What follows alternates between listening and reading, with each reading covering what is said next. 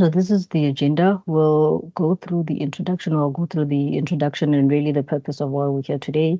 We'll go through the reporting timeline per the conduct standard. We'll go through the reporting requirements, so the prescribed formats, any annexures, documents that might be required. And then we will do a live demonstration on how to do the online submission through the Retirement Online system. Before I proceed, are there any questions, or would anyone want to add anything to the agenda, or would want us to perhaps touch on something that they're thinking of at this point? I don't know if my colleagues have anything to say at this point as well, or may I proceed?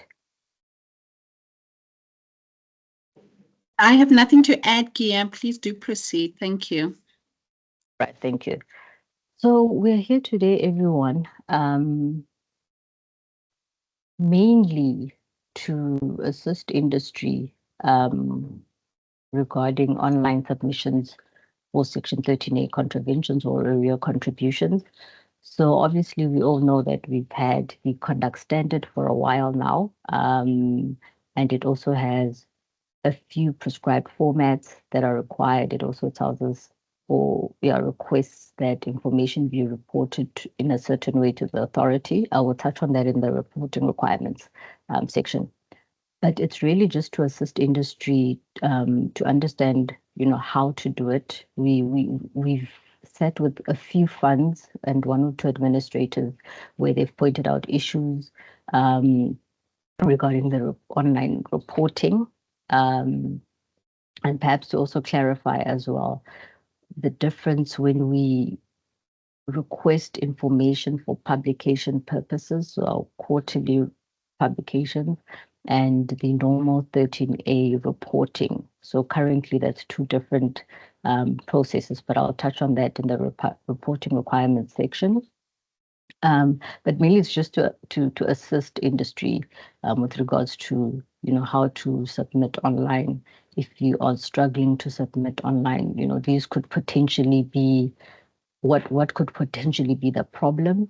And then as we go along, we'll be sharing some nuggets as to what are we finding, especially with those that are able to submit the information.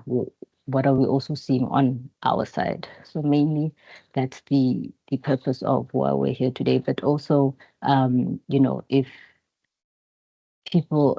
we don't touch on certain aspects that industry is struggling with, please feel free to raise your hand and let us know what it is you need clarity on or what you're struggling with. You can also put it into the chat function, and then we can definitely have a discussion about that. So for the rest of the presentation, I'll just turn my camera off and then we will proceed, but I will still be able to see hands. All right. So we have here the reporting timeline, right? And this reporting timeline is according to the conduct standard that was published in 2022, August 2022, and it's been in effect since February 2023. And this reporting timeline is as per paragraph 4 of the conduct standard. And we've just really used contributions for the month of May as an example, just to draw out, by when should certain reporting be done. And just to briefly summarize this for purposes of today's workshop and webinar, is that in effect, reporting happens to the authority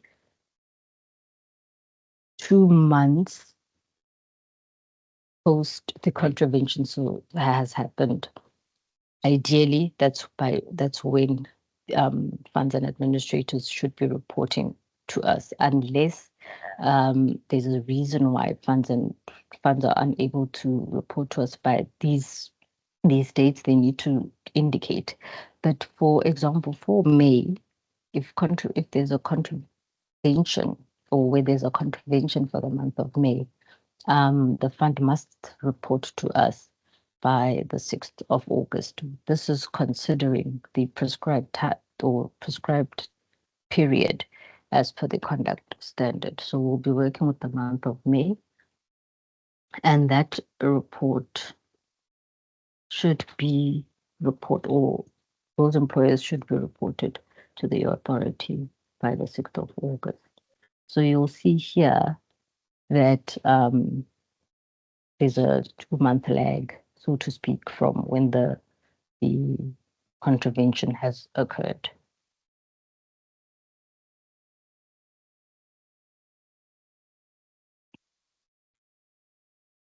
And just to continue, so the first part of the graphic was really the reporting to the board, the authority, as well as to members.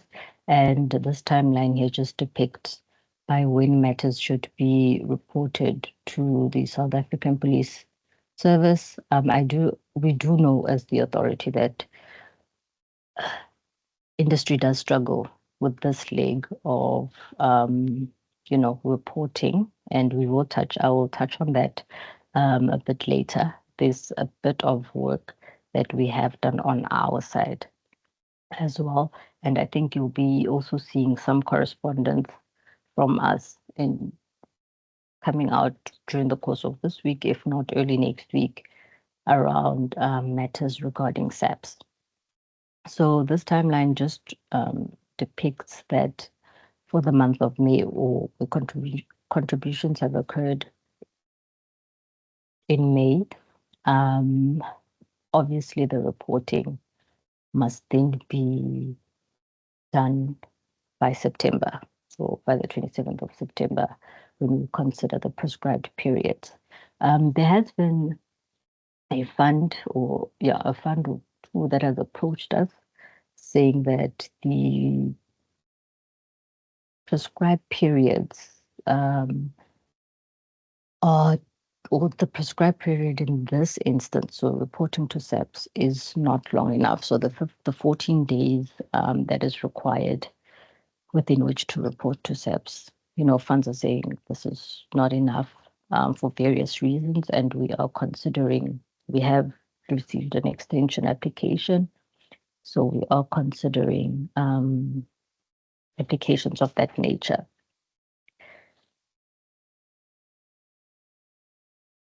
And then just to touch on, before I proceed, are there any questions regarding the reporting timeline?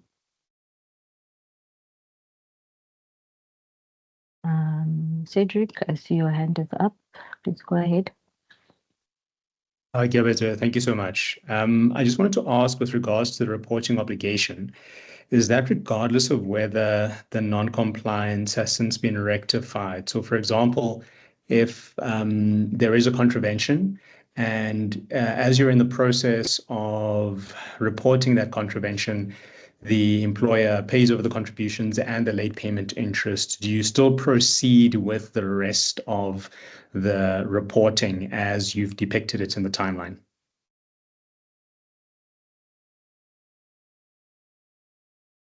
Thanks, Cedric. Yes, you should still proceed with the reporting as we've depicted. Well, thank you.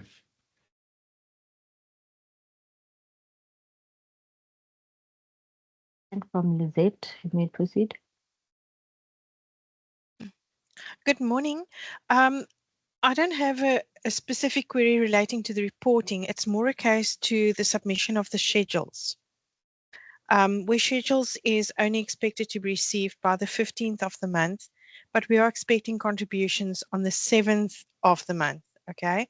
So in that respect, there's always a lag where employers pay, but you only receive the schedule after the fact, which can result in either an over or underpayment.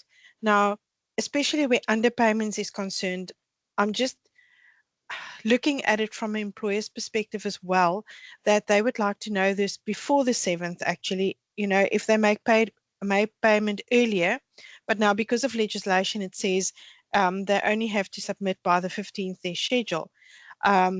It results in an underpayment, which results in additional interest to the members or the employer. Is there any way that this can be re-looked at, that schedules and payments needs to be submitted by the 7th? Thanks, Lizette, for that question. So I think just for us to clarify that, an employer should not be waiting until the 15th to, if I'm understanding your question correctly, shouldn't be waiting until the 15th to provide that schedule. So nothing stops them from providing that schedule as soon as they've made payment or as soon as the schedule is ready. No, I do understand that. But in some cases, we've had where employers say, but listen, we're only obliged to submit it by the 15th. Where we feel that had the legislation not been set, schedules should be supplied by the 15th, we could have resolved the issue and have that, whatever queries we had, resolved prior to that. The other side is also where employers say, but you had my money and you're not investing. And we're saying, but we don't have your schedule. So it's a bit of a difficult one. And I was just wondering if that can be amended to say that payment and schedule should be received by the 7th. Thank you, Lizette. I think, yeah, so I think Kia. Yes, okay, sorry. Sorry, can I respond to that one as well? Hello? Hello? Go ahead, Taki. Oh, thank you.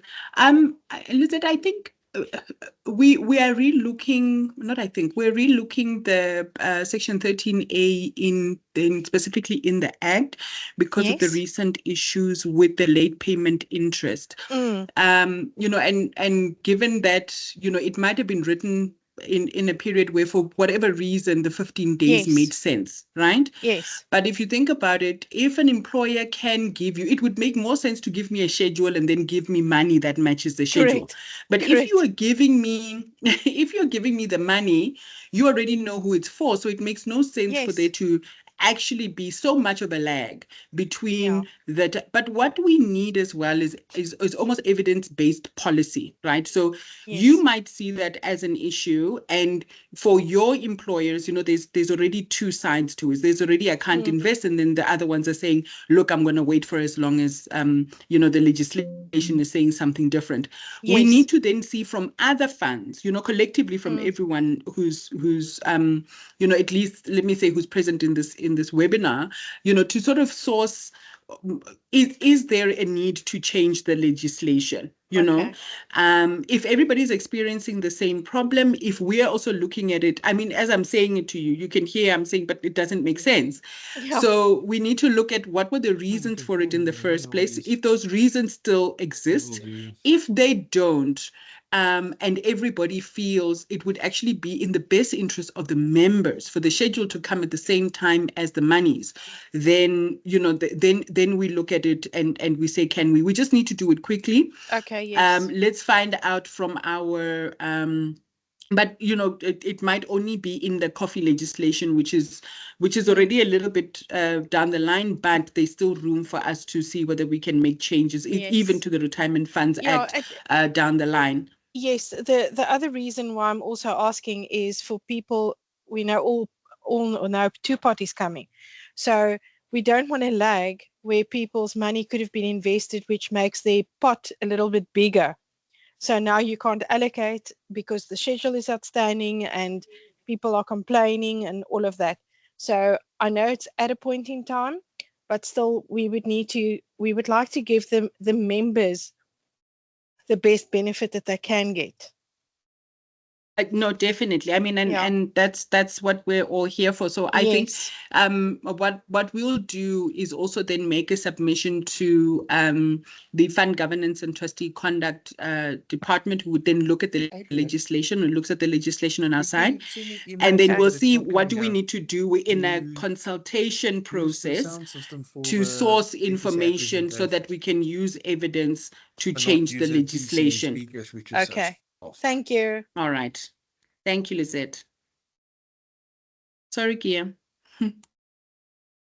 Oh, thanks, Taki. We have a hand from Alana. You may go ahead. Thank you. Just a question whether the FSCA is maybe considering it. So you only need to do that 30 days reporting to the FSCA and to the members and the 90 days to the police if it's a material contravention, one that the board of trustees deem as it material. So it's up to their discretion. Is the FSCA maybe considering giving a little bit of guidance on what should be deemed material, or will it still remain within the sole discretion of the trustees when it's material, meaning when this duty kicks in to report? Thank you. At this point, we are not considering providing guidance on the materiality aspect of the contravention. So it's still at the discretion of the board. I think ultimately, the authority would be able to see. So even if the board deems something might not be material to report to the FSCA, should anything arise, and the authority perhaps asks the fund questions, around a certain employer or a certain decision, I think it's for the board to be able to provide reasons as to, why certain decisions were taken. We deemed this was not material because of A, B, and C, but this is what we did to recover monies and so forth. So that is still at the discretion of retirement fund boards.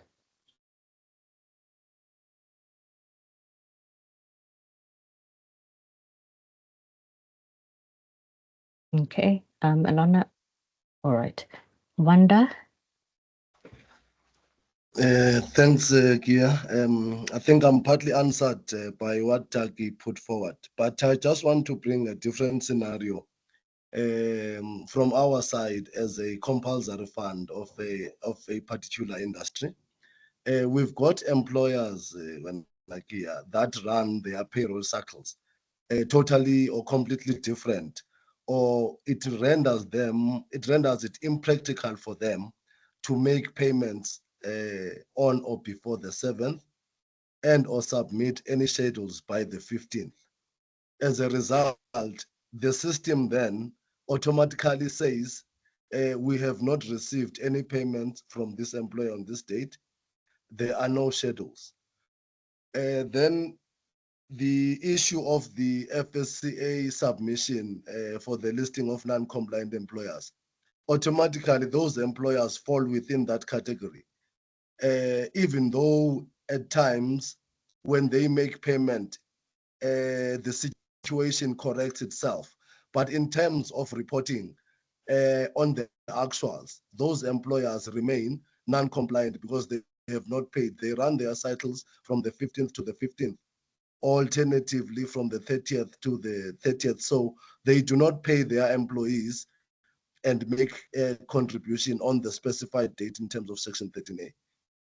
But I don't know whether it can be answered here, or I take what Taki said, that there is a relook on the entire Section 13A because they get levied penalties that they say we are unable to make these payments because we've been running our cycles from inception. Maybe the company commenced business in 2005, and we've been running our cycles since then. We've never changed.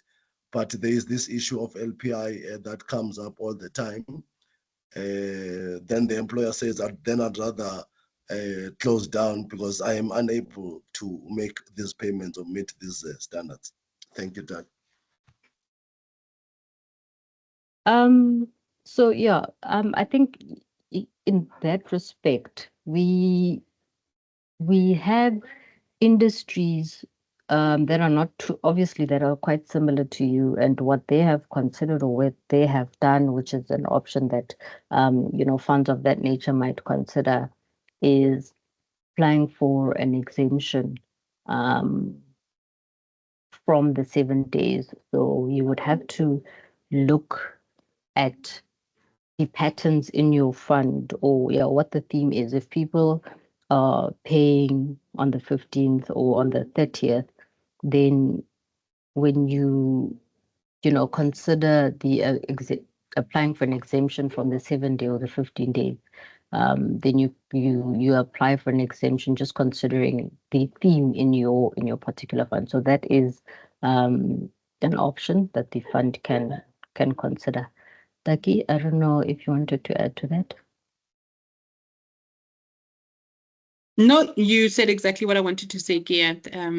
Yeah, so I'm good. Thank you. Wanda, have I answered you? Yes, thank you so much. I'm fine with that. Thank you. Lindsay, you may go ahead. Thank you, Kia. Good day, all. I'm just coming back to the topic of money due by the 7th, dated by the 15th. And I agree that time span between the 7th and the 15th is a bit long, especially for an umbrella arrangement. But saying that, the administrator with whom I work, we work very much on or we promote very much a debit order or automatic collection of money system. Which means that in order for the debit to go through or the money to be collected from the client's banking account, the employer's banking account, they have to send in their payroll. So it does sort of iron that out for us. So the payroll has to be in by the 7th so that the money can be debited, and then the payroll gets put through onto the member records, or the contributions at least. That's more of a comment from my side. Thank you. Thank you, Lindsay. Yes, well noted. Well noted. I see my colleague Tebogo's hand is up as well. Yes, we are coming across the debit order process or procedure across the industry. It is becoming a bit more prevalent, but like in a good way, to say, no, this is alternatively another way the collection of contributions could occur. So yes, that is something that we have seen in the industry, and something for consideration for those attending today. Tebogo? Thank you, Kia. Just for clarification purposes, if what I'm hearing is that you won't debit until you get the payroll. So what happens if it goes over the 7th day period? Are you going to raise that as an area contribution?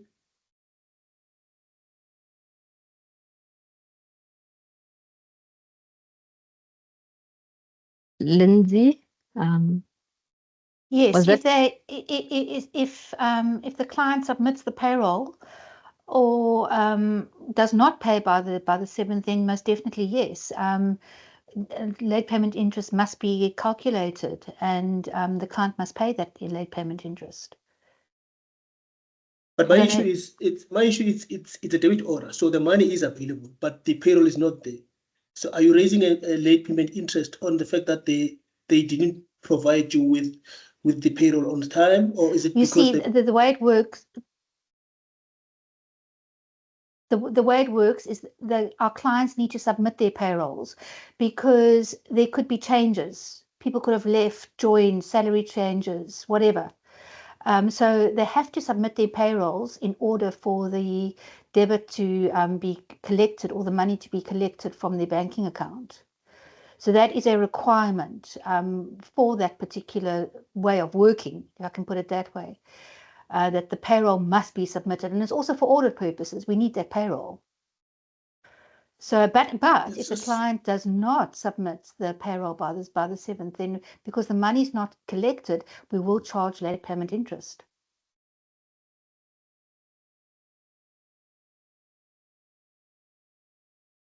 Lindsay, are you covered?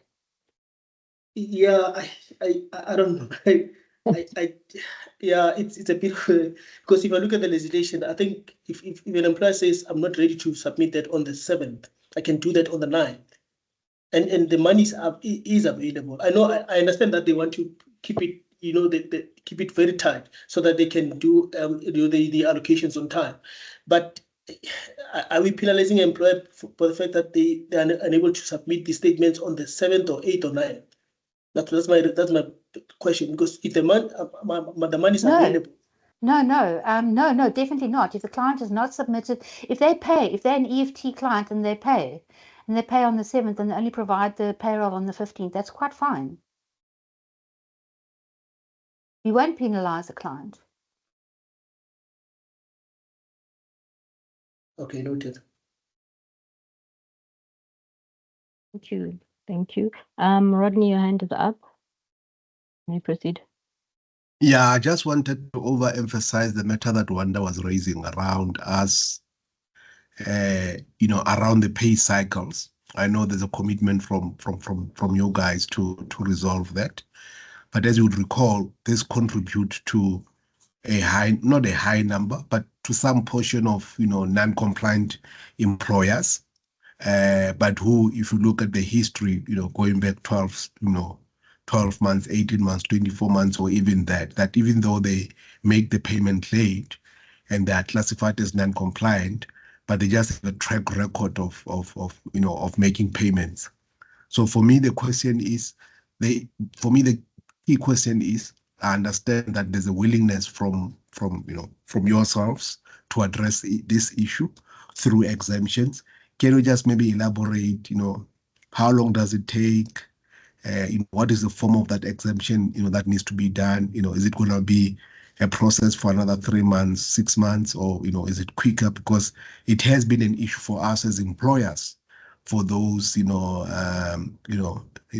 companies, because as Wanda has said, some of them might just say, they decide to close down because when we issue out the non-compliance list, they appear there, they lose business, but yet they are consistent in terms of their payments. But the challenge is their pay cycle. Can we just get clarity around, where do we apply for exemption? How long does it take? Can we put that together next week and get it resolved by end of July for that exemption to be approved? Thank you.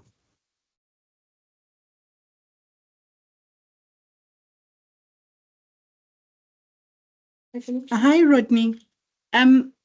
Look, I'm actually a little bit surprised by Wanda and your submission, to be honest, because we've been engaging with this fund for such a long time, and we've never heard, of this issue that is, like Gia said, in your fund as an industry fund, it's something that we would have expected, but we've never actually dealt with it. And you can see in the chat there, ET saying, look, they've amended their rules, and so that they can actually facilitate, having the differences in the pay times in their particular industry. Their fund is in the hairdressing industry. So this is definitely something that, when we were looking at your contribution schedules and all of those things, should have been disclosed, because it's certainly something that we are comfortable to say we understand this is how you operate, and therefore we want to make sure employers have a conducive environment to participate in the industry. Your exemption question, so you would submit, and then we would say, we want the following evidence to see whether your submission and the request that you're making is valid. So say, for instance, you come in, you say, we want 60 days, right? From the normal 7 days that everyone would have had, we will say to you why. But then we will ask questions around that, and then it will be granted. I can't say to you it will be a month, because depending on you coming back to us with the information that we need, because we also don't want to grant an unreasonable amount of time where it could have been less, because it's always to the benefit of the members as that the money come in sooner rather than later.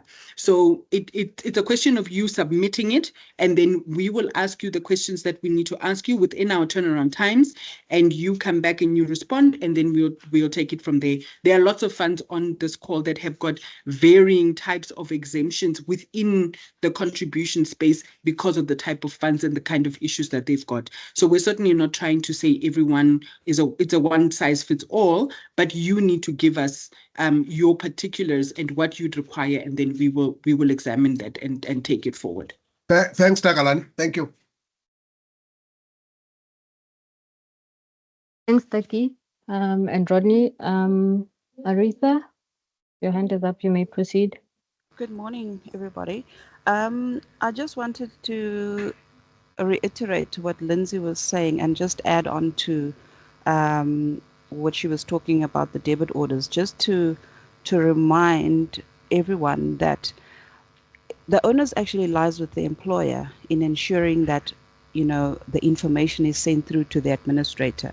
Administrator cannot act because the administrator is not privy to the information that is on the payroll system of the employer. So it's actually the employer's responsibility in ensuring that, you know, the schedule actually does get through to the administrator on time.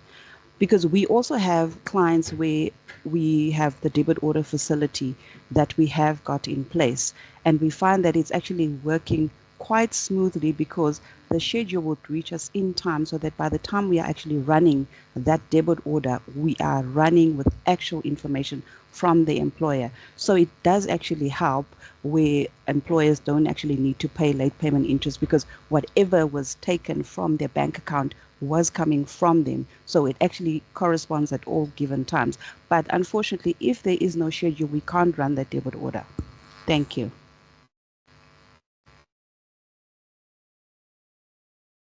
The point has been noted.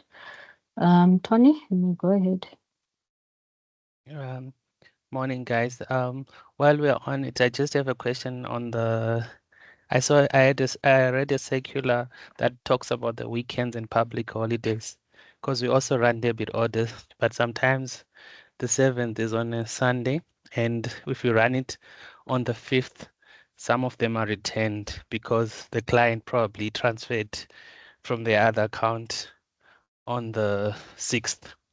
So is that still on, that if it falls on a weekend, on a public holiday, or it's extended to the following working day, which will be the 8th, for example? Is there been an amendment on that?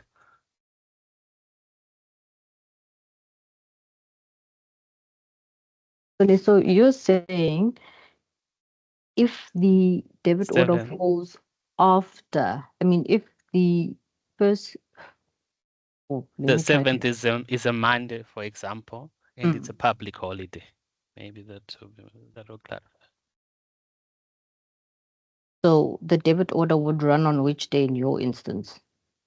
So we've been running the Friday before, which is fine, but we've had a problem that the debit order is returned. So if you go back, it will still be the 4th. So some of the debit orders are being returned.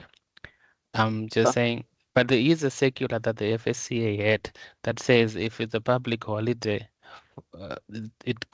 it's then pushed to a day further, which will be the 8th.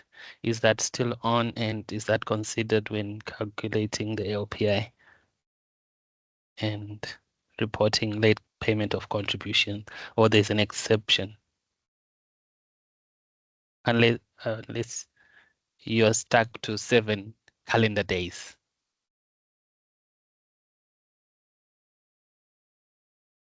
Do you get that? Yes, no, I understand what you're saying. So that circular would have been repealed by the conduct standard. So that would be repealed by the conduct standard. But if I were to read section 13A3A subsection 2, monies must be reflecting by the 7th of of the end of that month. Okay. All right. No, okay, that's fine. So we'll go with the fact that it was repealed for now. We must stick with the 7 calendar days. Is that what I'm getting from you? I would read it, yes, because that would have been repealed by the conduct standard. So monies must be reflecting by the 7th of the 7th month, 7th day of the month. Sorry about that. Okay. All right. No, thank you for that. I think we don't have any more questions. I will move on to the reporting requirements. So just to quickly go over the reporting requirements, what is expected. So as I previously or earlier said in the session, that the conduct standard has been effective since the 19th of February 2023. So that is roughly, I think, about 18 months that we've had the conduct standard in effect. So funds should be able to report as prescribed in the conduct standard. The notice 8 of 2023, that was published on the 17th of February 2023, and that replaced the previous notice with regards to the annexures. That was, I think it was published in December 2022, so that no longer we no longer go according to that. We go according to Notice 8 of 2023, and that was the notice that determined or prescribed the formats in which the formats that were referred to in the conduct standard.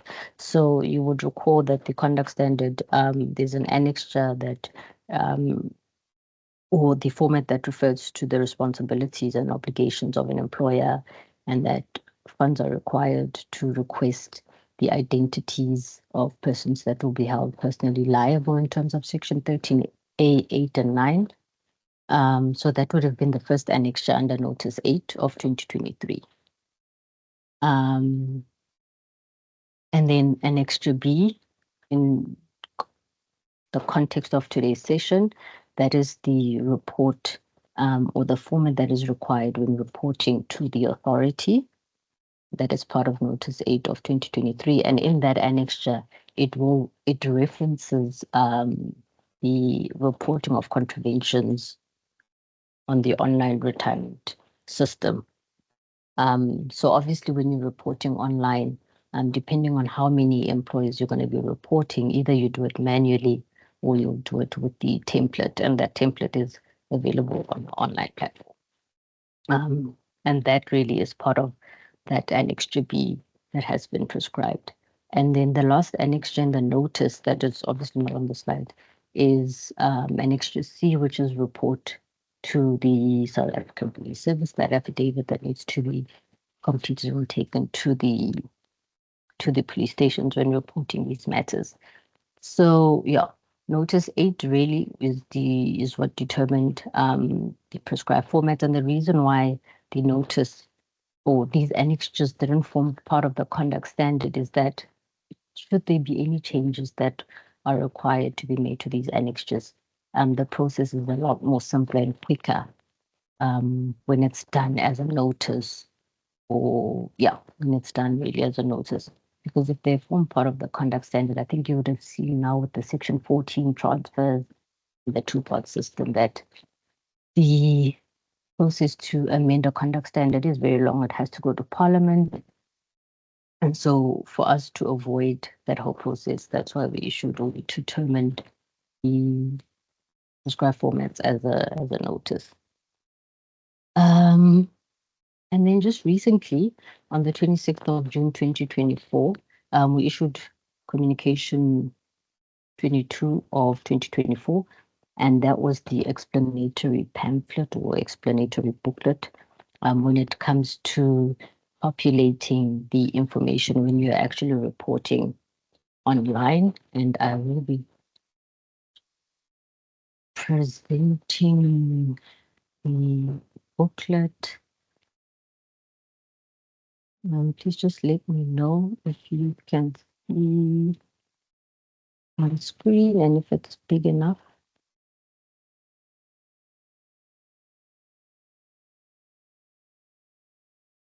Can you see the explanatory booklet? Okay, cool. Yeah, that's so, good. All right. So I won't be going through each line item or what each field really means. I'll just be touching on some that we've seen are probably causing issues when it comes to uploading these reports online. So obviously, when you report online,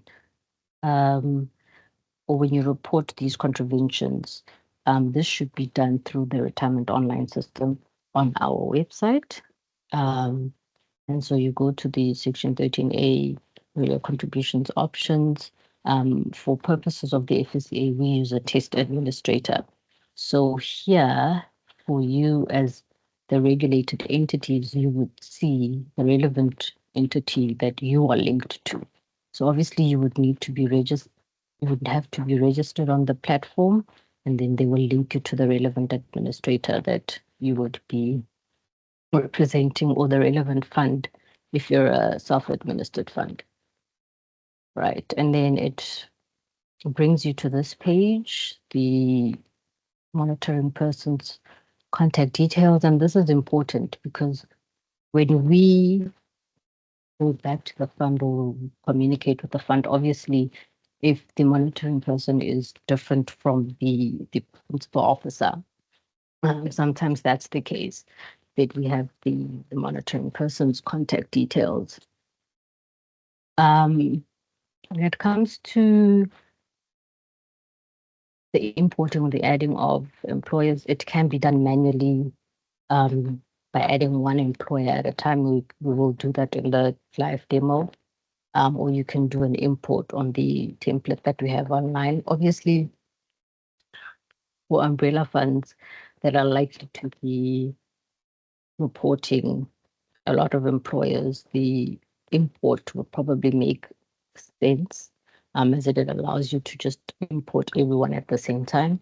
If you are a fund that is reporting one employer or two employers, then you can make use of the add employer option, where you have to manually add each field, the information for each field.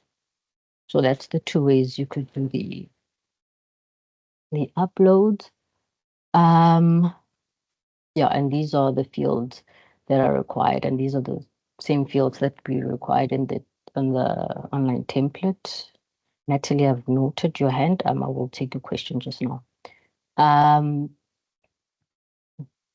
So these are the fields. I think what is very important when you're doing the online reporting, whether you're doing a manual input of data or you're doing a import, is that you need to make use of the employer registration the employer number, the employer number per the FSCA database. So if you're an umbrella and type A umbrella fund, you would probably have that information as you receive your special rules. If you're a type B umbrella fund, you ordinarily would probably not get those numbers, or if you don't have them, you can access that information on our website. If you go to regulated entities on our website, and you go to active participating employers, it provides you with a spreadsheet with all the participating employers and the fund that they belong to. So you just have to filter according to your fund and then get those employer numbers. Those are what links your upload or whatever you're reporting into our workflow system. So if you don't have the employer number per the FSCA records, then that upload will not work. It's either going to show you that you're trying to upload all the employees, especially if you are doing the upload with an import. importing the file, it's going to reflect that you're reporting all the employees under the fund. So that's when you know that my submission has bombed out. And if you're doing it manually, then it's easy because then you'll just have to, once it populates the fund name, then you come down here to the employer, you select the relevant, whichever employer you would be reporting, so that the manual upload is easier that way. So the employer number is a very important field. You need that to do especially your imports. The other fields that we are seeing on our side that are becoming a potential or could be the potential hindrance into our work is the contact details. One at the employer, so it could be the HR payroll person. That's the employer contact detail. And then the details surrounding persons who will be held personally liable. What we have seen is when we try to contact the employer, either the email bounces back because the email address is incorrect, or when we try to get a hold of persons who will be held personally liable or Section 13A8 persons, the information is not consistent with what is at CIPC. And that could be perhaps because the information at the CIPC is outdated or the information was never updated with the fund. So that's what we are starting to see that is becoming a problem when the authority tries to engage with the employers that are being reported. Another issue or something that we've also been picking up is that funds are not reporting the actions that are being taken, and it's very hard then to monitor what funds are doing. Yes, you're reporting to us, but it's very hard to monitor from one report to the other what funds actually doing to recover these contributions. Whilst I'm here, I'd just like to touch on the fact or on the matter of the information requests regarding the publications that we publish and the Section 13A reporting that is done via the conduct standard. So funds would note that we often send an additional information request for publication purposes. And the reason is because the information we're getting, it's either not pulling through at all. So some funds have been alerted to the fact that the information we can see you're submitting, but nothing is pulling through or it's incorrect. So we've had to do a separate information request for publication purposes. So some funds are just getting a blank template because we're just not getting anything from them at all. Some funds are getting pre-populated Excel spreadsheets based on information that obviously they would have provided, they would have reported. And we're just asking that, you check this and please provide any other additional information we might require. So our hope that soon we are able to pull information for publication purposes just based on what funds are actually reporting, and we don't have to have two separate processes. So that's the hope. So if everyone, we are able to report accurately, report timeously and consistently, then we're able to pull the information from what the funds are reporting. And obviously in that case, the reporting needs to be accurate so as to avoid issues of, an employer being published in error or, the information related to that employer is incorrect.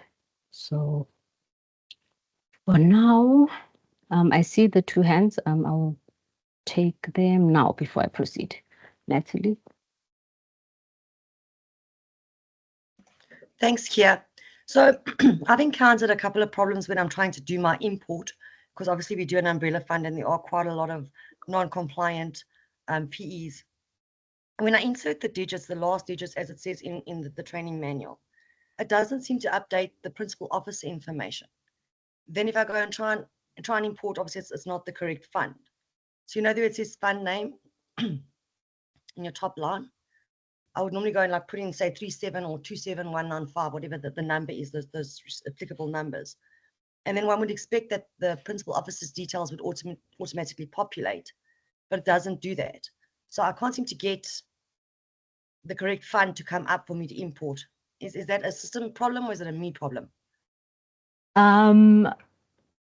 I'm not sure. I don't know, Natalie. I don't know if people can indicate perhaps if they are experiencing the same problem, because I haven't come across that problem. I know, yeah, we've had this conversation before. The only thing that I just want to alert you to is when you pre-populate the fund number, it won't automatically populate the monitoring person's details. So you're going to have to, if they are changing from one fund to the other. So obviously you're an administrator, you have different funds under your admin, and the principal officers are probably different. So you're probably going to have to put in the monitoring person's details for that specific fund you're reporting. It won't automatically upload unless you're reporting the same fund over and over again. Then that information will be there automatically when you try to report them the next time. Okay, maybe I can take it offline with you, Kia, just to show you what's happening when I'm actually trying to do one. Like, it just doesn't ever seem to move from the last client that I've imported for. But thank you for that. I'll take it offline with you. All right. Thank you, Natalie. Samantha? Sorry, so I just wanted to check the participating employer details for a standalone fund, because obviously those are not on the FSCA's website. That's the SIPC registration number with the dashes in it. That would be the company registration number. Yes, with those slashes as it appears. Yes, as it appears on the. So there's a difference between obviously the employer. Oh, we've missed it here, but the employer registration number with the FSCA, participating employer number, the FSCA, and. Yeah, so I put in my fund number with only the last digits, my fund name, that shouldn't automatically appear. My employer will be so-and-so limited or so-and-so PTY limited. It won't be automatically populated where you've got subsidiaries of a holding company and it might be one subsidiary. So I'm guessing we can change that field. So you would be reporting, it's going to have to be the registered employer per the rules.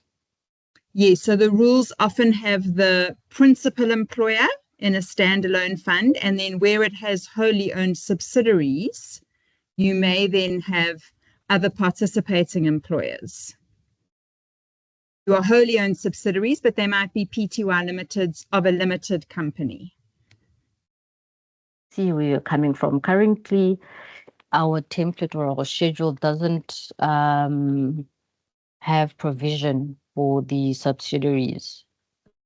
So this is why I was saying then for you, it would just be the holding company, because that's how it would reflect on our side. But this is something then we have to look at, because even on our side internally, we are going through a IT change, so to speak. So there are, some IT changes happening to our system on our side, and this is probably something that we have to then think about. How do we incorporate it into our system? Because currently on our side, we don't see obviously we don't see subsidiaries. We just see the holding company. So you might be reporting a subsidiary. We don't see that on our side. Okay, so then which company registration number must I put in under the employer registration number? The holding company or the subsidiary that didn't pay?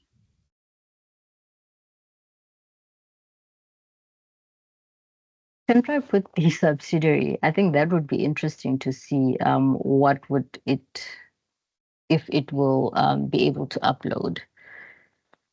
Okay, so I don't have any arrears. I'm attending in case I do. That's why I'm asking. Okay. All right. Okay. Okay, thank you. I think it's something then for us to honestly think about, Samantha, because we currently don't have provision for that. So thanks for that. Natalie, I see your hand is still up. I don't know if it's an old hand or new hand. Old hand. And Lindsay, I think there was a hand from you as well. I don't know if you still have a question. No, Kia, I lowered my hand. Thank you. And whilst I'm here on the explanatory pamphlet, just to indicate that, when you do report, ensure that you are reporting your uploads don't have, or your import files don't have duplicate employers, obviously, because then it will only read the first line of that employer. So if the employer appears 3 times on a schedule for whatever reason, it will only pick up the first line and it won't pick up the other data relating to that employer. Yes, Lindsay?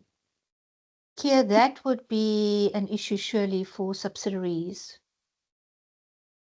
Because if 2 subsidiaries are in arrear, and we load via import, as it's an umbrella arrangement, is it only going to catch on your side the first employer, so to speak?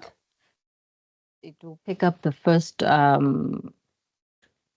the row closest to the top of that employer. So I don't know do they have the same name, the subsidiaries, or? No, the subsidiary names are different, but of course the holding company's name is exactly the same. But it should have different fund numbers. Employer numbers should have different employer. Yeah. Okay, I'm sorted. Thank you. Thanks. So yes, just ensure that it's one line per employer that you're reporting, and just to drive the point that the information please be very accurate.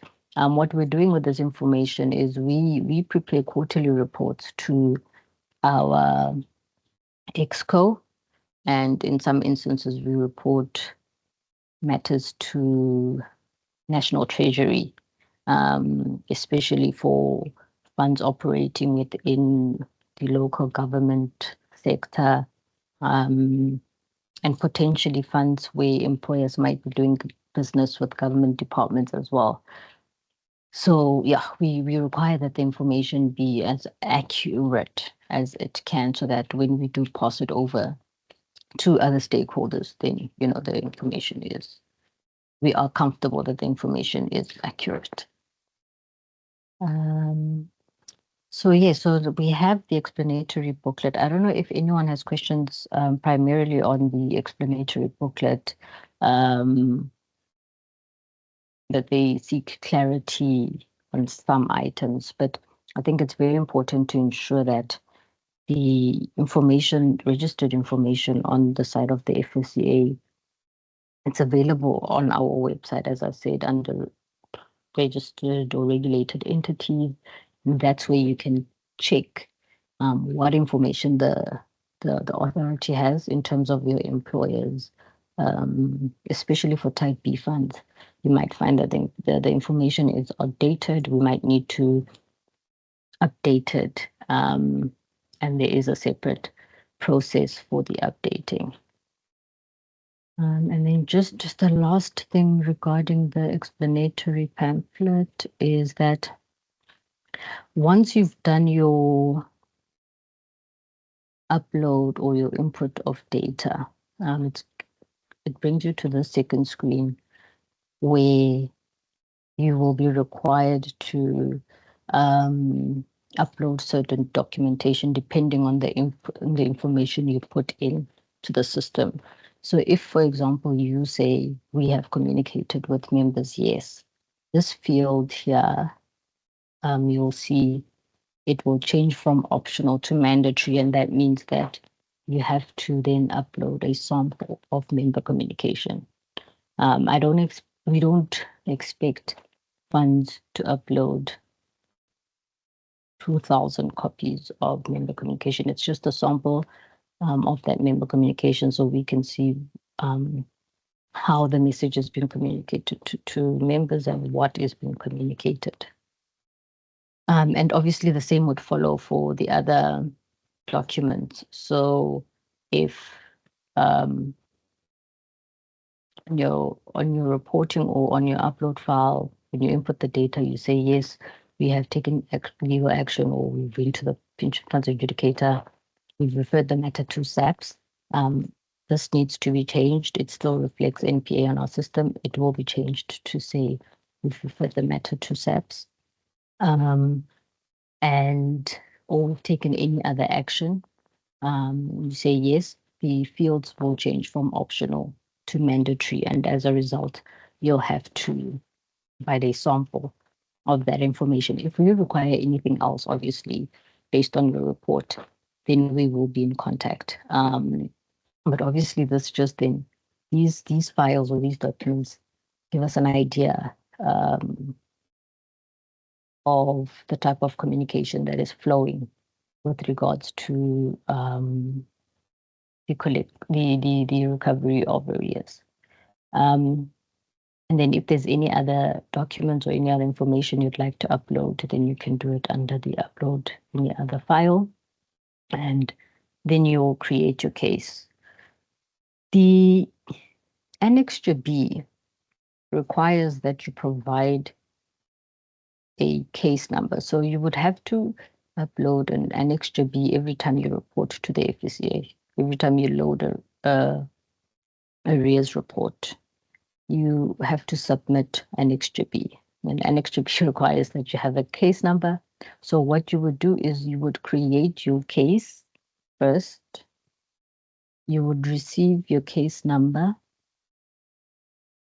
and then you will upload the Annexure B as feedback response. So once you've created your case and you receive this automated email, then you will input the case number information on your Annexure B, and you will submit it once the case has been created. Right. I don't see any hands, so I'm just going to move to the live demonstration.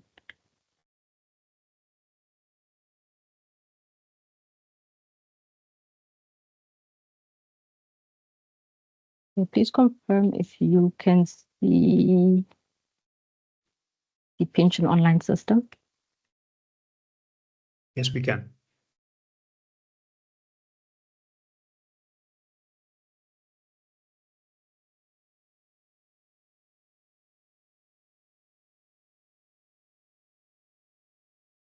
So once you've logged in, obviously you have your list of available processes. So when you report, you go to the area contribution section 13A, and you'll create a new case. If you've reported previously, then you'll have the tab here that says existing, where you will see all your previous cases. So these are just my test cases. And I'm working on a test fund, so I'm not working on any of the regulated retirement fund. It's just a test fund. And then when you upload your Annexure B, once you have your case number, you come to the feedback response option and you upload for which the relevant case number. And that's also if you want to add any other information or documents. Once you've created a case, you come to feedback and response. And then just want to show you what type B funds, particularly umbrella type B funds, where you find that the information is not available on the active list of registered participating employers on our website. You find that your fund is not there. It's likely that as much as you're a type B fund, you haven't uploaded any of the employers. So you come to the participating employer upload tab here, and you would then add whichever fund you are adding under. So you'll see it says that this function is for the upload of participating employers only type B umbrella funds and sub-participating employers for type B and type A. So you would continue and you would obviously download the relevant template. So if you are importing type B participating employers, you'd use this template. If it's sub-employers, you would use this template. So there is an option to upload participating employer information here. Right. So I'm just going to go and create a test case. I'm working on the test fund. So when you open up this process, you're going to go to the administrator that you are linked to. So if you're in Alexander Forbes, it will say Alexander Forbes Limited. If it's Old Mutual, whichever one you're limited, you are linked to. And this page, if it's for the first time you're doing it, it's going to be blank. If you've reported before, it's going to show the information of the fund you last reported. So if it's a standalone fund, then it's easy, because then it will just be the same fund over and over again. But if you're reporting for different funds, then you'd have to change the information to show the relevant fund that you are reporting on behalf of. So with us, this is the try to see something quickly. Okay, so with us, that's my fund number. The name is a test pension fund. I can't test any other fund because we only have one test pension fund. So I won't be able to show you if I change the number, what would occur. But if you, like I said, if you are for Sanlam, you're going to put in the, for example, Sanlam Umbrella Provident Fund number. It should populate and say Sanlam Umbrella Provident Fund number. If you put in a different number for the pension fund, it should populate once you press tab to say Sanlam Umbrella Pension Fund. Then you put in the contact details of the monitoring person here, and this will reflect on our side as well. And then we come to the part where you adding employers manually. So you can add an employer one by one. So on our side, we have a few employers here. So I could add an employer manually, but I will be adding an employer using, or adding employers using the import function.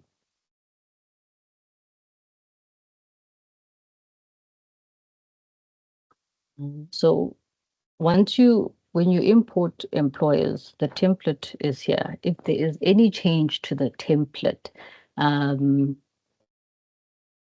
it will be automatic. So we won't necessarily be sending an email to say that the template has changed. We won't be sending an email to say that template has changed. But I do think it's important that you check often that the template has not changed. So you could do the download every time you want to report, or maybe, if you want to check it every quarter to check that it hasn't changed or not. I have a file. I'm just going to open my upload file.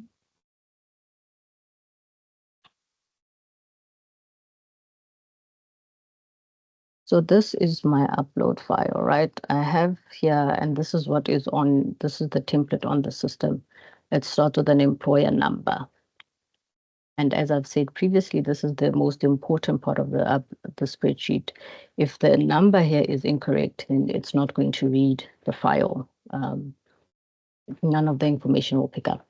I have completed the information. It's just an example. These are not real numbers. So you'll see the registration numbers are the same, but this is how you would put the information in according to what you're receiving from CIPC. All the relevant information. So the information here about email address, postal, physical. That is the information related. And so here, this is information referring to the contact person, the HR or payroll person. It could even be the person the fund, the administrator queries, schedules with, or payments with. It could be that person as well. We have the outstanding, the dates relating to the areas, the indication of whether at the time you're reporting contributions are outstanding or not, the values, the risk benefits and indication of risk benefits, and then the actions taken.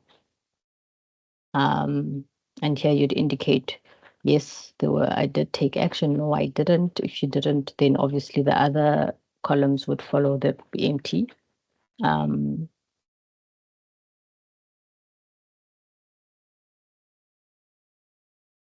Or rather, not that they'd be empty, but you would complete and say, no, I didn't take any action. So if I say there's no action here, it would follow that the rest of them, there would be no action.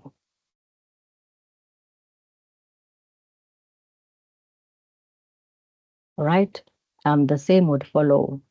If you say, yes, I took action, you would indicate what type of action you took. So I took legal action. I went to the pension funds adjudicator. We reported the matter to SARS, the dates on which you took that action.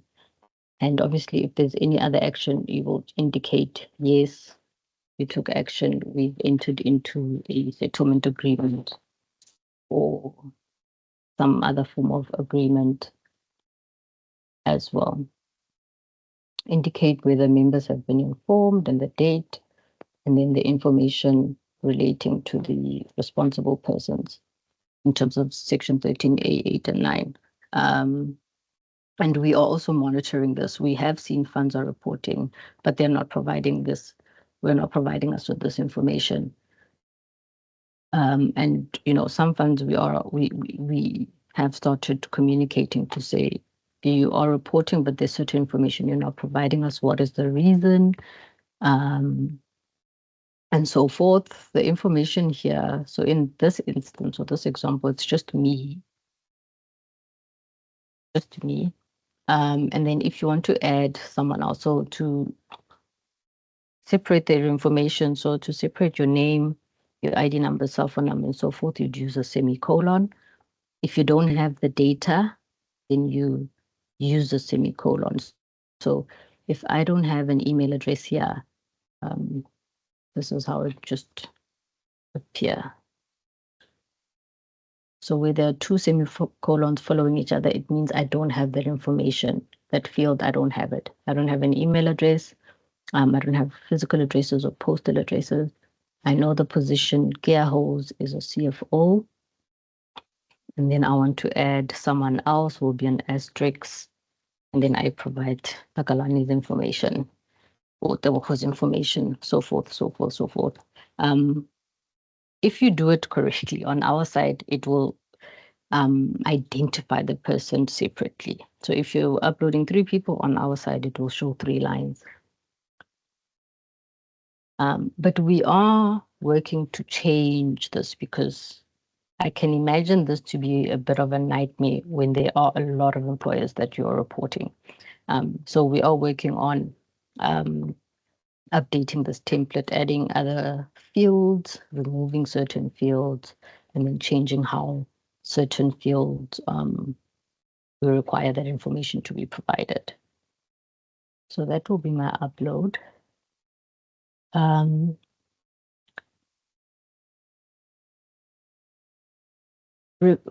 It's also key that you remember that once you're done with your upload and when you're going to do the upload, you need to save this file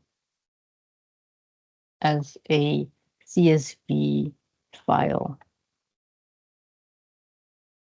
So when you save your file, you're going to come you're going to save, the type is going to be a CSV file. So it's a comma delimited file. You're going to save it and say yes. Right. We'll come back to the online system. Look for my file.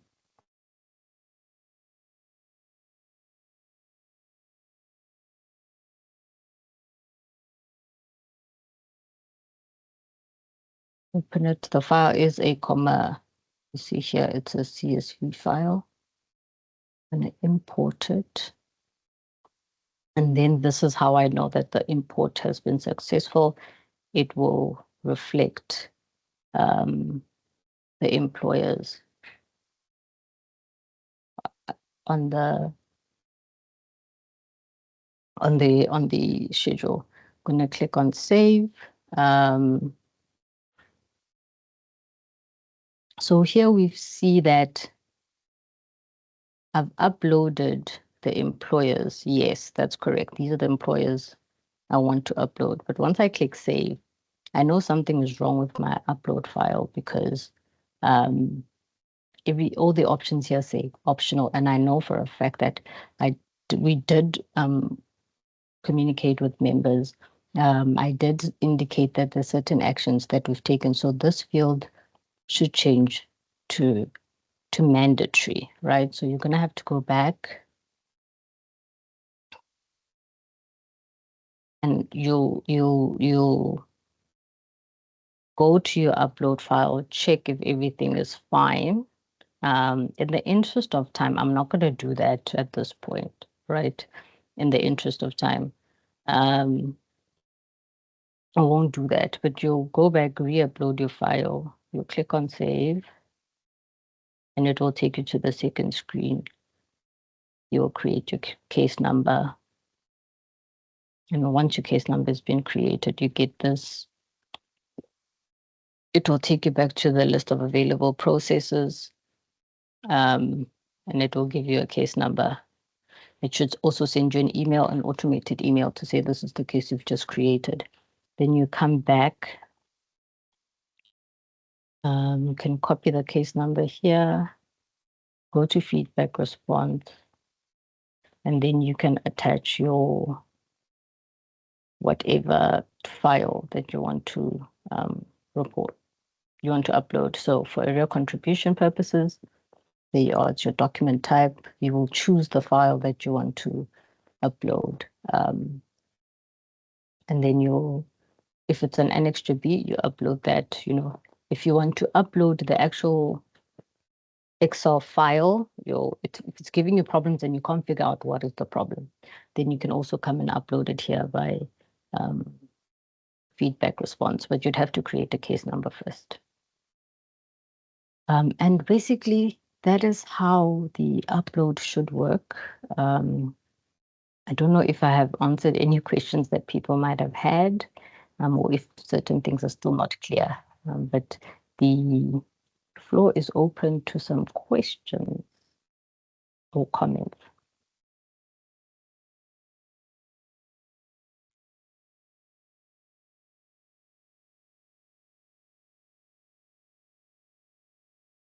So I don't have any hands. I don't know if, okay. All right. E.T. Rowe, you may go ahead. Yeah, thanks. Just a quick question. Like on Takalani knows our fund very well.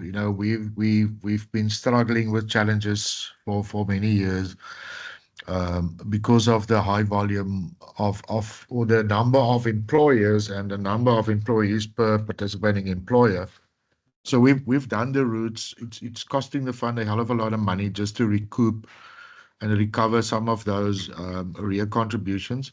Will it be possible for Kevin and myself to set up a separate meeting sometime in the future with you and Takalani, just for some discussions, guidance? Because we do have a lot of employers going back many years, who are on arrears. It is a very challenging fund.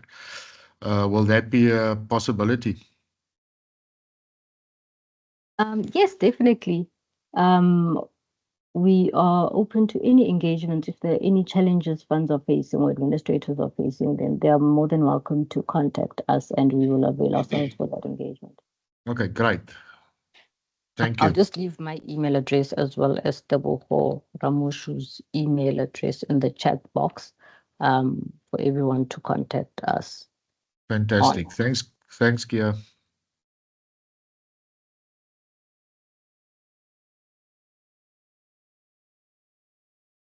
You may go ahead, Mr. Duncan. Thank you, Kia. Just a quick question about when you get to the point of having to take action by reporting it to SAP.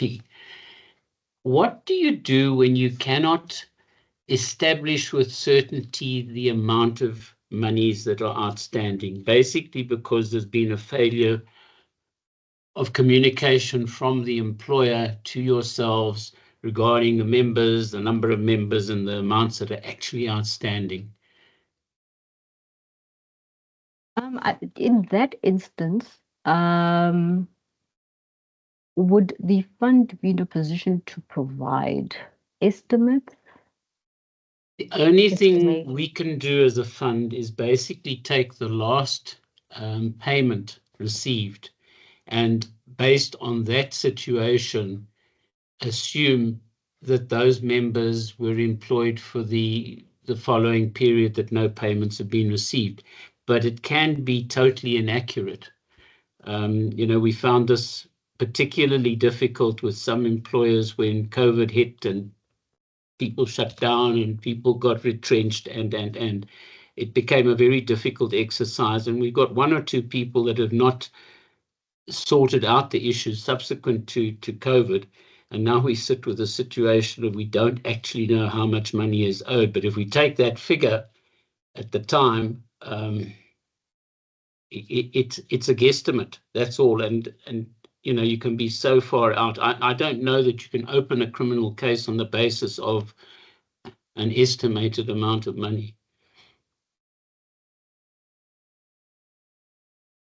Or do we just use the estimate and put it in? I don't know. Sorry about that. That is a fair point that you raised, Neil. From our side, because we do need a value of some sort, an estimate, obviously with a qualification to say, this is just an estimate, it could change depending on what information you get from the employer, but you need to work with something. Yeah.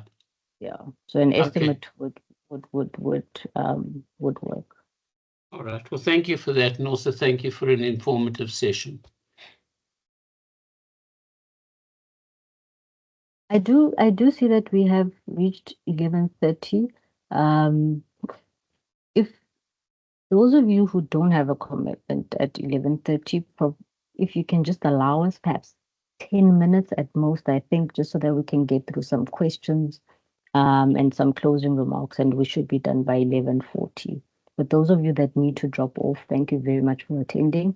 And please do feel free to contact us if you require separate sessions or any other information. Cedric, you may go ahead.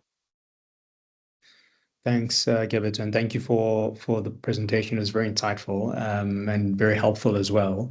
I just want to ask a question on materiality, and I know you mentioned earlier on that it's not something that the regulator would comment on. But a scenario, for example, that I've seen in the past, even prior to the reporting obligation, is, for example, where an employer is late on making a payment, they rectify it fairly soon after they're non-compliant. And while a fund is in the process of reporting it, it gets rectified. So the employer makes right on the payment, they pay the LPI, and these things perhaps maybe happen, let's say, a couple of times in a year. And in the past, I've seen at least where going to the SAPS to open up a case, the monies have been paid over with the LPI, and so it becomes difficult. What are you reporting?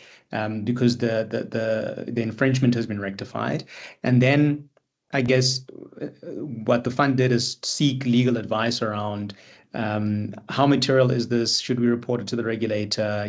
This is what the conduct standard says.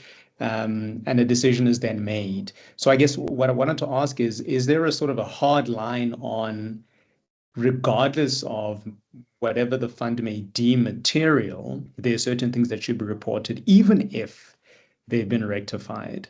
Or does that kind of, materiality, and the fund being the one that has to discern materiality, override that? So is there a sort of a hard line, or are you able to comment on whether or not there's a bit of discretion around gauging that materiality? I hope my question's making sense. It makes sense, and I'll open it up to my colleagues as well, Teboho, if you'd like to chip in. But at this point, and I want to emphasize that currently there's no hard line. So the discretion is ultimately that of the trustees of what is it that they want to report, whether it's to the authority or to SAPS. The discretion is ultimately up to the boards of trustees. For us as a regulator, it would be when we perhaps receive the non-compliances from orders, I think in terms of Section 252 of the Financial Sector Regulation Act. So auditors alert us to say we raised the non-compliance for Section 13A contraventions.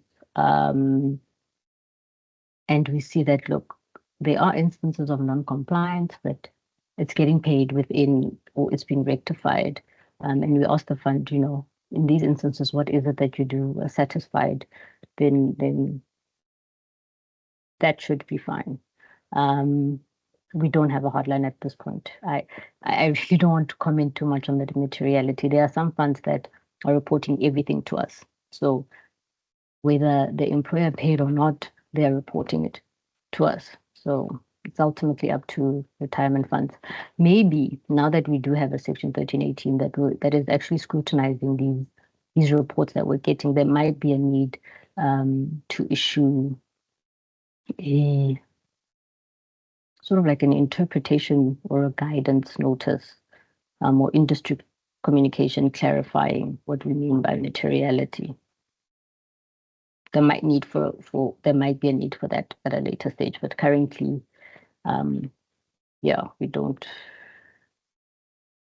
have a view, so to speak, on the materiality. Thanks, Keabetswe. Yeah, and I think you were touching on something else importantly, where if the auditors pick up that there was an instance of non-compliance reported in the financials, and the regulator obviously gets that the question will come back and say, well, we never got a report on this, that it's not a slap on the wrist, but more an engagement around, well, what are the reasons? Did you deem it material? Why did you not deem it material, etc.? But thank you. I think that helps.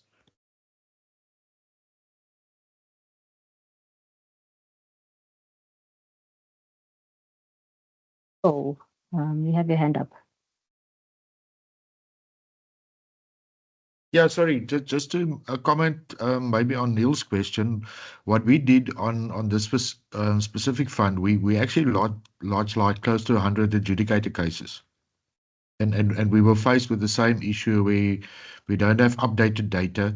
So we've actually, Neil, we've submitted on what we had and estimates, and once we get the adjudication and the employer was forced to provide proper data, then we, at that point in time, we could only determine what the actual value is. So maybe that will be of some help for you as well.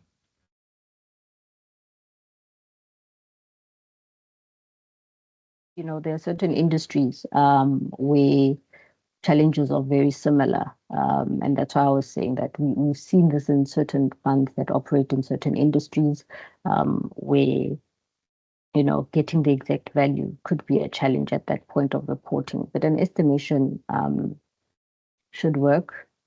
And obviously just the qualification to say this is an estimate, it should change once we get clarity from the employer. I don't know if there's any other comments or questions. Okay, I think in the interest of time, I'd just like to close off. Yeah, sorry to disturb. I think there was a question. I think Taki tried to respond to that, but I think it relates to late submission of minimum information. And I think the question by Wanda saying, what therefore justifies not charging LPA on schedules not received? So just maybe to provide guidance on that. I think if you look at Section 37 for penalties, I think that really responds to what Wanda has raised there. So I think maybe let's just maybe conscientize the funds on that particular section. The authority will have the discretion to issue administrative penalty for non-submission of those minimum information. So I think this is something that also will be, I think, relayed to the funds as we go.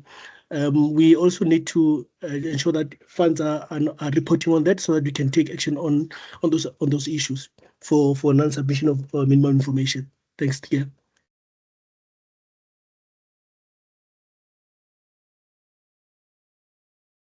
And yeah, I didn't touch on that. Funds are required to report on minimum information. One, are we getting the minimum information? Two, so are we receiving the schedules or are we receiving them late? That needs to be reported, as well as whether the minimum information as prescribed is being provided by the employer. So that also needs to be reported to us. And as Tebogo said, we can then levy penalties in terms of Section 37 of the Pension Funds Act to those employers. Wanda, I saw that your hand was up. Yeah, no, yeah, thank you. I'm sorted. I wanted to say thumbs up, but I raised my hand. Sorry. Thank you for that, Wanda. So yeah, no, thank you very much, everyone, for availing yourselves. Just to provide an update on the SAP situation. We do know that we know that it's an industry challenge. We have had some funds write to us formally informing us that they've tried to go to certain police stations such as Osanton, Douglas Dale, I think Bramley was one of them, to say we've attempted to report cases at those police stations and we weren't assisted. And what we've tried to do is we ourselves have tried to contact those police stations to, just talk to them to make them understand what it is that's being reported. But what we've done recently through our enforcement division is we've been able to engage with a party from the South African Police Service. So it's part of the structures there to just raise this issue or this challenge. And we are hoping that we're going to receive something concrete soon that we can share with the industry when it comes to reporting to SAPS. So we have engaged with a body that is part of SAPS in that regard. And we're hoping to share something positive, at least, that will be able to assist retirement funds when they have to report these cases. So if there is challenges, please do engage us formally so that when we do engage with our enforcement department, we have something written to say this is where the challenges are, this is what the challenge is, and then they are able to assist us by contacting the relevant stakeholders, whether it be the NPA, SAPS, the Hawks, then they can assist us in that regard. Alana? Thank you. Kia, can we send our concerns to you or Takalani? So, for example, it's not only that when you go to a police station that they don't know what you're talking about. It's issues like they'll say you need to report it within the business area where the employee is situated. So not where the fund is. So it means our poor monitoring person needs to travel all over the country. So that's like a concern for us, and we're not sure whether that's the actual requirement. Another concern is when the PO submits the affidavit, so he's the person signing it.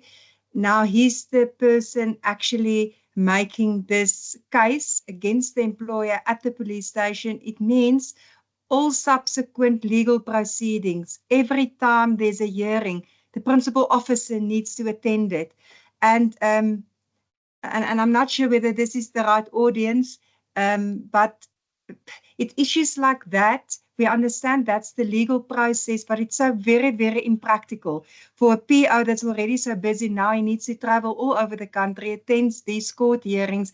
If there's maybe a solution for that, but I will address all our concerns. If you're okay, send it to you and Takalani via email. Please do so that we also have something. We have something in writing, in concrete, to provide to that relevant stakeholder to say, but this is what we are getting from the industry. How can we assist one another? Thank you. And then just the issue of LPI. I think someone raised an issue of clarity on LPI, and I don't know if it has been responded to. But obviously, we all know that there are differing opinions between the Pension Funds Adjudicator's Office as well as the regulator. And we are in the process of, we have sought a legal opinion, they have sought a legal opinion. Both opinions are still differing. So we are in the process of trying to get each other on the same page. But in the meantime, I think it would be key for LPI to be communicated per the communication from the FSCA, if that makes sense. For now, until otherwise communicated.